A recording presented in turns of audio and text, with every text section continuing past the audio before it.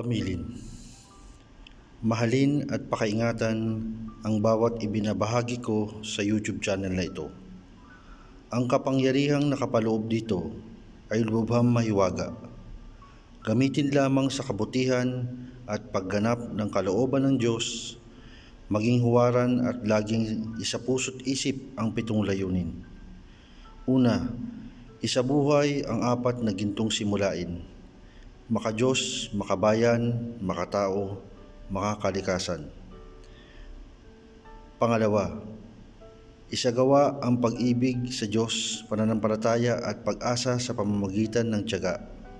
Ikatlo, isakatuparan ang kabutihan, katuwiran, kalinisan, katotohanan, kadalisayan, kaliwanagan at kababaan ng loob.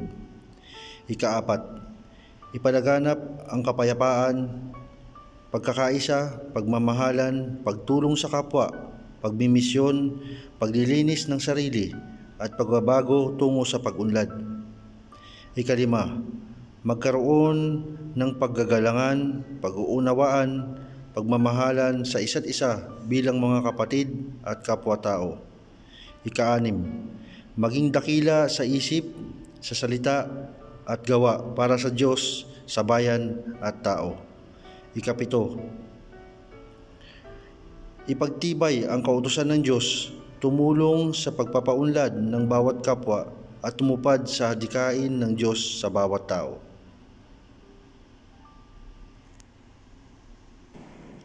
Magandang araw po sa inyong lahat. Ito na naman po si Maestro Virgo, also known as Commander Sator ng Sator Coronados. Sa ngayong araw po na to, nais ko lang pong linawin ang mga bagay-bagay upang hindi kayo maguluhan sa ating mga aralin patungkol dito sa Sator Coronados.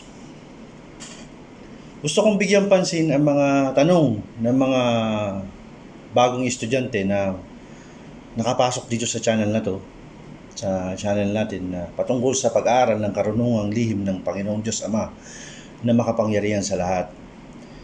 Bagong lahat, tinataas ko ang araw na ito, itong aralin na ito, ang lahat ng pagpapala ay sa Diyos Amang makapangyarihan sa lahat lamang. At siya ang pinakasentro ng lahat at pagmumulan ng ating lakas.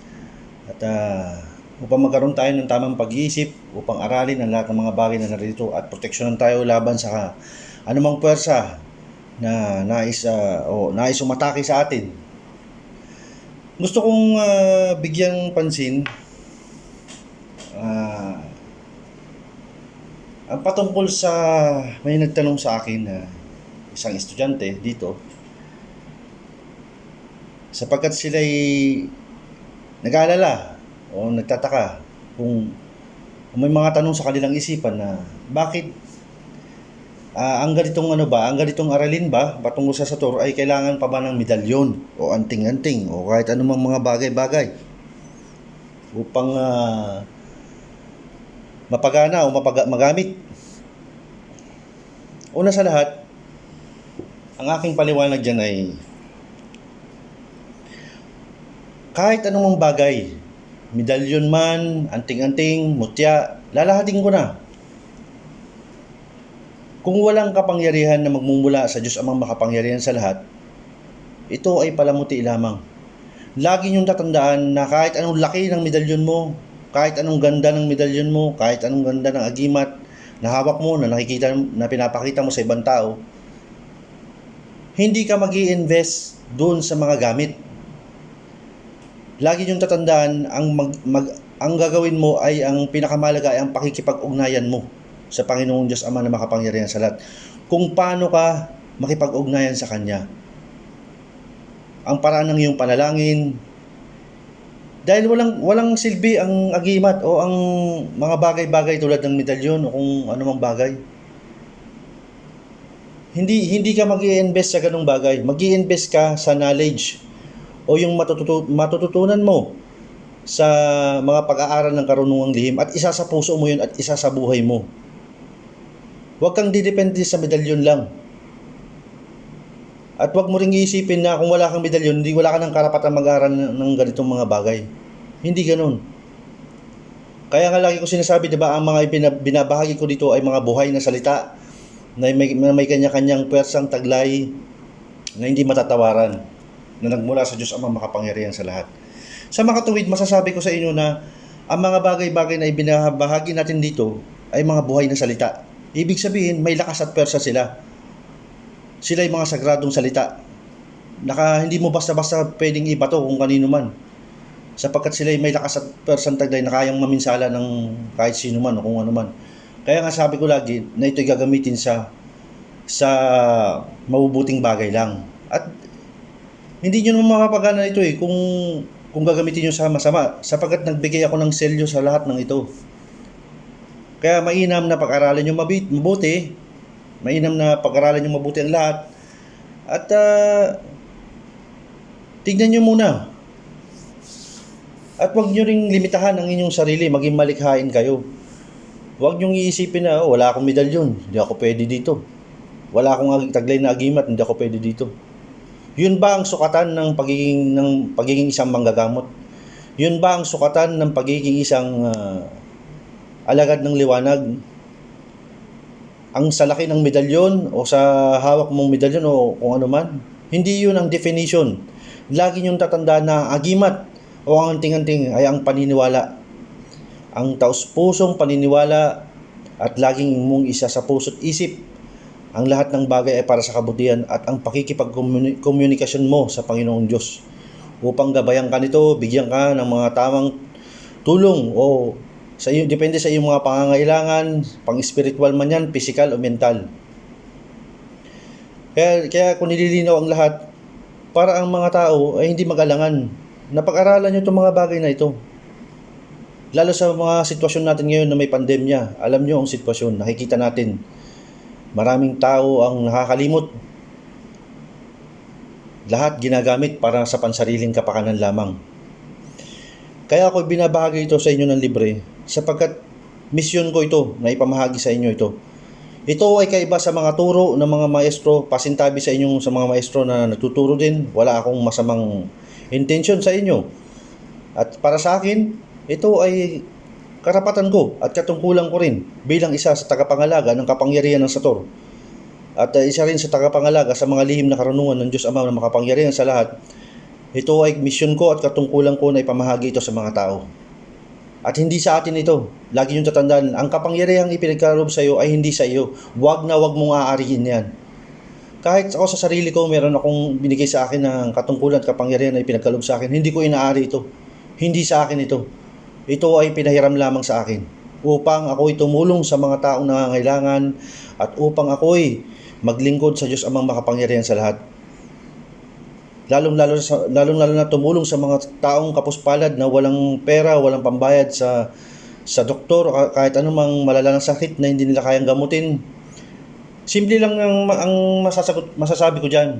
Ang mga bagay na hindi na pangkaraniwan sa normal na tao o hindi kayang gamutin ng mga siyentipiko o kahit anong hindi may paliwanag, ngunit pagdating sa Diyos Amang makapangyarihan sa lahat, ang mga bagay-bagay na ganyan ay may definasyon sa Kanya. Kayang-kaya niyang gamutin kung anong mga bagay na yan o kung anong mga masakit ang mga dadapo na yan.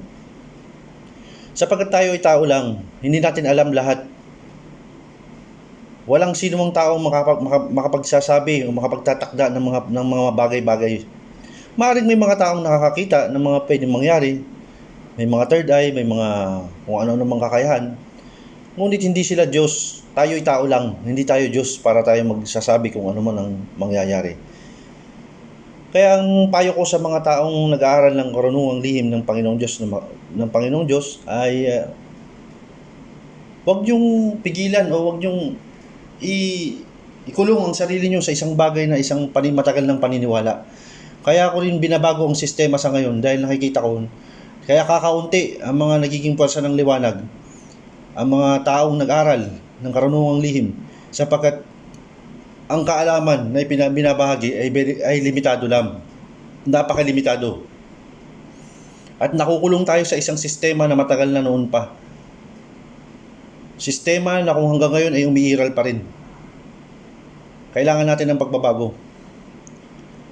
Kaya sa mga tinawag ko, sa mga tao na may individual na tao na may kakayahang pang spiritual at hindi pang karaniwan sa normal na tao, malaya kayo, pasukin nyo ng tunnel na to.